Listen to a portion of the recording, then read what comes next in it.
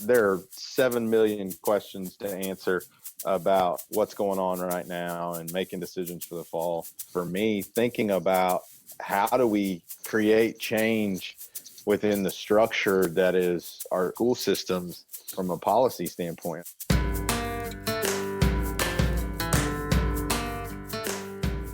In early June, Lance Gropel, the Executive Director of Instructional Leadership overseeing secondary campuses for Grapevine-Colleyville ISD, called up 4 of his close friends and fellow high school educators to work through some of the pressing questions surrounding the fall semester. This group of 5 check in on a regular basis to talk sports, brag on their kids, or get something heavy off their chest. They initially connected through the Raise Your Hand Texas Alumni Network, a group of over 1,300 educators sponsored by Raise Your Hand Texas to attend training at Harvard University and remain connected as public education thought leaders and practitioners. As this unprecedented school year gets underway, you may have wondered what it's been like for school leaders having to make difficult decisions about health and safety, instruction, and access to learning in a pandemic. In today's episode, we're giving you the opportunity to be a fly on the wall for 2 fascinating conversations where school leaders from across the state plan, prepare, and reimagine school for the 2021 school year. I'm Cody Huey from Raise Your Hand Texas, and you're listening to Intersect Ed, where the stories of Texas public education policy and practice meet.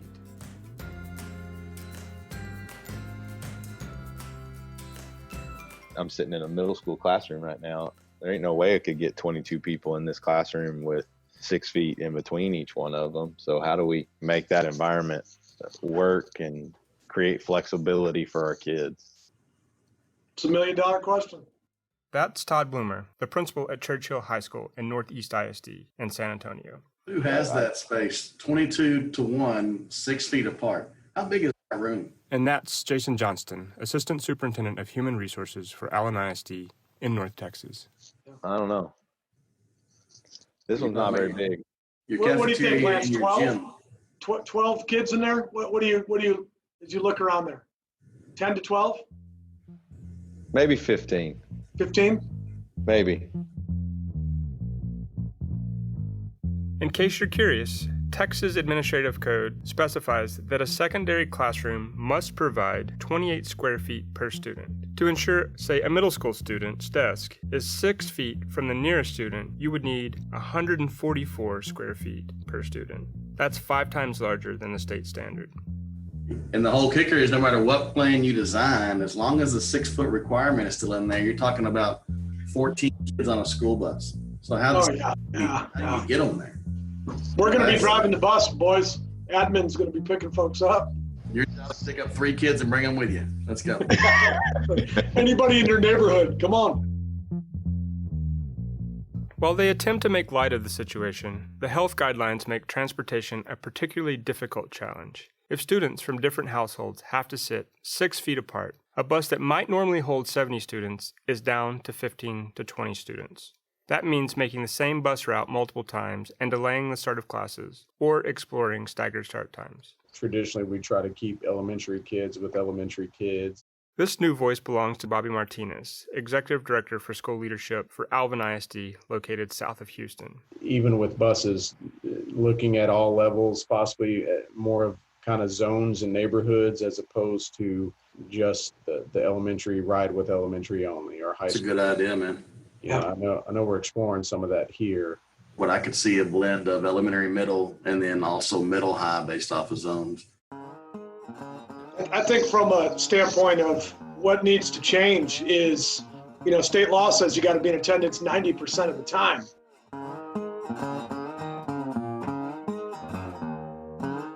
Funding for Texas public schools is determined in part by attendance.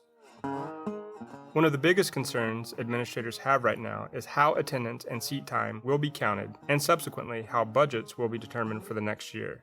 If a student or teacher has been exposed to the coronavirus, the whole class may have to quarantine for 2 weeks. It used to be a badge of honor for guys like us to not take any sick days during the year.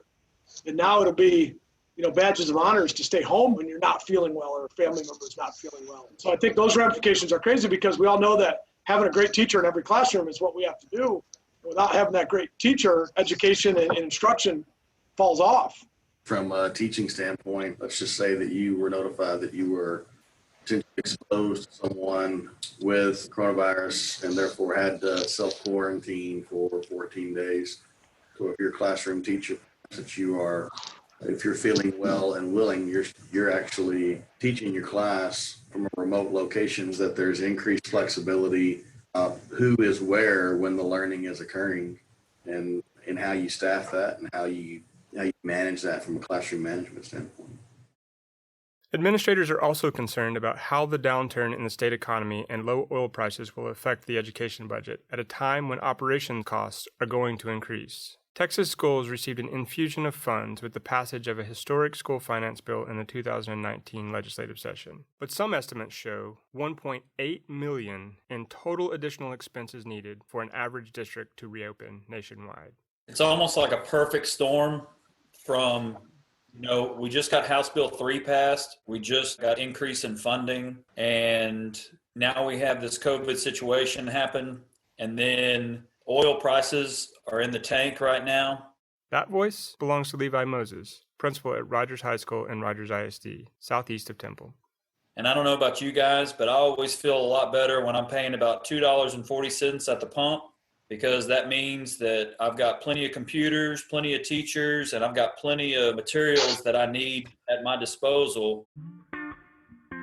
Is football kickoff end August, beginning of September across the great state of Texas? What's that look like?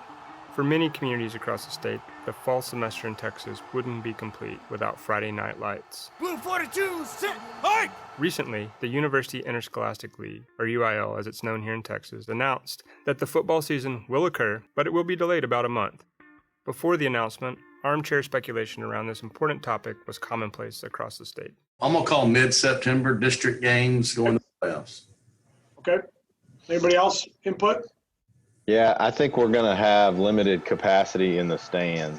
I think you're going to have some guidance that will come out, and it'll be 50% capacity or 25% capacity or something like that. And so you'll really have to limit who all's allowed to come to the games and how many tickets you can sell and those kind of things. That's what I think. I think Jason's time frame is middle of September. You're going pretty quick to playoffs, and I think they're going to try to shoot to be done by Thanksgiving. Wow. Just like us, I mean, anytime we get together with teams, we always have more questions than answers. The problem is we're running out of time. And so now that each time we meet, you've got to really commit to, okay, we're going to leave this meeting with some answers. And even if we just kind of create them and come up with them on our own, we're just really going to have to go back to what our goals were for coming into it. And so I'm having to do that quite a bit, just redirect people to, yeah, we all have questions, but now's the time for solutions. Got to be planning something. There's no longer time to discuss the many challenges that we may face reopening schools in the fall. Now is the time for solutions. And despite the uncertainties surrounding the fall, Texas school leaders are working to create them. In another call of Raise Your Hand Texas alumni, Jenny Stumbaugh, the Director of Professional Learning for Los Fresnos ISD, a small district in the Rio Grande Valley, reached out for support from a group of her colleagues from across the state. Together, they generated specific ideas to help ensure students are safe and receive quality instruction no matter where schooling takes place. This conversation also took place at the beginning of June. I really was just hoping maybe we could bounce around some ideas or things that your districts have talked about in terms of coming back in August.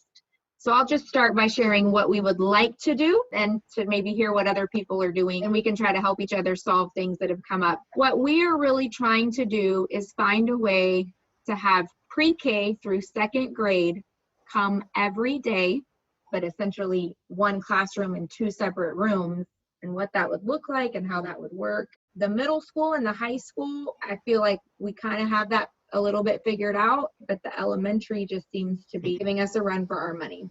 So I think it's really, really smart. The research that I've been reading indicates we need to make sure that we are educating our littles face-to-face as much as possible for several reasons. That voice belongs to Carrie Lanius, Executive Director of Learning and Staff Development for Galveston ISD. One, when they're that young, the gaps are smaller. If we can control the gaps at an early age, it's better for our student outcomes. And the other one is those kiddos can't operate the online system like the bigger kids can. We've talked about here in Galveston, we have the luxury of having some buildings that we can repurpose, like our alternative school. So what is the biggest issue, Jenny? Is it where to put the kids? Right. Well, it's where to put the kids and then who's going to be with them, right? Because if these ratios stay the same, say I've got 21 first graders and the teacher can only be with 10 or 11 kids at a time, am I putting a para with the others? And that's what we're talking about. We're talking about paras. We have retired administrators and teachers that go to certain schools as tutors or coaches. And then just space is our other issue. We used one school as an example that we thought was going to be the hardest and tried to map that out. And we were still like 6 spaces short. Is there anywhere in the community where you could reach out to them? Yeah, that's not a bad idea. Yeah, like a community center or a city hall. I mean, what a great opportunity for some partnerships. Jenny, we had talked about using our high schools as places where our younger ones could come to if our high school kids stay home. That might be something y'all want to look at. That new voice belongs to Lynn Smith, the principal at City Lab High School in Dallas ISD. You know, Jenny, you said that you've got your middle school and high school kind of figured out. These are littles that you're worried about. What are you doing with your middle schools and high schools? That's Sandy Whitlow, Assistant Superintendent of Middle Schools for Amarillo ISD. I shouldn't say we have it figured out, but like we don't feel. Yeah, well, like you got it figured out. It's like, okay, that sounds good. Please share, yes. We feel a little bit more confident that we can make the thought that we have work. The thought right now, which I feel like it changes every day, that they'll come 2 days a week on a rotating basis. You would either be on a Monday, Wednesday schedule or a Tuesday, Thursday schedule. And then Friday would be reserved for some level of extracurricular in smaller groups. We just feel really strongly that we have to continue that at some level for that social emotional piece. So that's what we're looking at for 6 through 12. Paul Covey, the principal at Valverde Early College High School in Isleta ISD, shares that his district has a similar plan for the upper grade levels. We basically have 3 options: come back full time, Right. just do all virtual, or do a hybrid, and where one group comes back on Monday, Wednesday, and the other group comes back Tuesday, Thursday. Friday, nobody's there, and that's when all the teachers do their planning, especially if we do the 2 types of lessons, and also do all our parent contacts and stuff like that. One of the things that we've toyed with, when the kids get into their classrooms, they stay instead of rotating, and the teachers are going to rotate. That way you're going to minimize that hallway contact. That's Barry Lanford, the Executive Director of Facility Maintenance and Operations for Northeast ISD in San Antonio. In addition to challenges presented by in-person learning, educators are working to make improvements to remote learning, including expanding student access to Wi-Fi, training teachers in best practices, and supporting students in developing greater agency over their learning. The hotspots is one issue where we didn't have that for our district. By the time we ordered, it would be almost end of April. So for the fall, we are going to be getting hotspots for kids that need it. If a family decides that they don't want to come back at all, they can do everything through Google Classroom with their specific teacher. We're working on training all of our teachers now so that they have to use Google Classroom as their platform. One of the things we realized was we just had too many things floating around out there, and that was really hard on our parents more than anything, just to keep up with like, well, this kid's doing this and this kid's doing that. So we said, no, everybody's gonna do the same thing. I feel very strongly we need to teach kids even more how to advocate for themselves and communicate with the teacher when they don't understand. So that's something that we're going to push right when we get back. Actually, at all grade levels, even your supposedly advanced seniors, and they sat there and like, well, how's it going to get fixed? You just sit there. You got to ask questions. I had a kiddo that was all pre-AP, had super high grades before COVID, and failed 4 classes for the semester, and had like a 30. And she goes, well, I didn't know how to do it, so I just didn't. And I'm like, well, yeah, because we didn't teach them, how to advocate for themselves and communicate. And what a great, relevant learning opportunity for when they go on. Has anyone talked about masks and face guards? While the Texas Education Agency, or TEA, won't require districts to make educators or students wear masks or do temperature checks, The agency is distributing personal protective equipment, or PPE, to all districts across the state as a resource. TEA plans to distribute more than 50 million disposable masks, 10 million gloves, 40,000 thermometers, 600,000 gallons of hand sanitizer to Texas school districts. Even so, districts anticipate incurring substantial costs for additional PPE. Yeah, we're going to do masks and temperature taking every morning. Kids are coming and going to college all the time, so we're doing checking of temperatures every hour in the hour. And now we got to buy all these thermometers. We've ordered 3 masks for every child with their school's logo on it. Kids will wear their mask in, and then we'll go to their advisory or homerooms. They'll have a face shield that they put on for the rest of the day while they're at school. And they move to their 4 classes since we're on blocks. And then the kids will eat lunch in their classroom as well, move back to their advisory for dismissal, and put their masks back on. It's going to be interesting. We didn't talk about face shields. Yeah, we're going to do the face shields. And I guess it's those plastic ones, I guess because it would be more comfortable for the kids and they can still talk through them and be understood. They're super hard to find, but I'm actually meeting with our CTE director when you can print your own with 3D printers. And so we're going to start making our own. Oh, wow. You don't realize how much people read your lips. Read lips, right. Yes, and one of the trainers that I have said, look, I found this article about how you can make your own with 3D printers. So we're going to start doing that. Even in the midst of a pandemic, our Texas public school educators continue to come up with innovative approaches and are solution-oriented in their mindsets. While there are many unknown and unresolved challenges ahead, our school leaders are working tirelessly to prepare for a range of difficult scenarios and are keeping all 5.4 million public school students at the forefront of their minds. I tell this every time I do a training. We've got to remember that, teaching face-to-face and teaching online, we still have to teach. That our Google Classroom or our Canvas is not a repository for PDFs, that we have to be on our educational game, because I've already seen people come out in the community saying, why do we need teachers if they're just dumping a bunch of stuff online? Right. So we have to be careful about keeping the rigor up. We've got to remember how important it is that we are equitable in what we're doing to serve our kids. These internal conversations demonstrate that district and campus leaders are hard at work to create consistent, quality, and equitable instructional opportunities for all students. And they are not planning in isolation. School leaders from across Texas are working together to tease out ideas and strategies for safely reopening schools in the fall. This is at the heart of the intent of the Raise Your Hand Texas Foundation Alumni Network, to strengthen connections and encourage collaboration between educators around the state.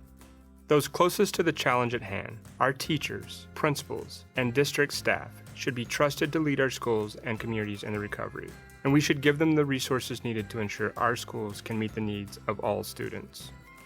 In the first episodes of Intersect Ed, we brought you the stories of Texas public school teachers rising to the challenge of COVID-19. How it has affected them mentally, in their daily work, and in their relationships with each other and their students. This fall, we will continue to cover the impacts of COVID-19 on education, take a look at ongoing systemic issues facing Texas public schools, showcase high-quality teaching practices during a turbulent time, and share stories of a strong Texas recovery. From Raise Your Hand Texas, I'm Cody Huey, and this is Intersect Ed. If you want to learn more about how to support Texas public education or how to get involved, head over to raiseyourhandtexas.org. Thank you for listening.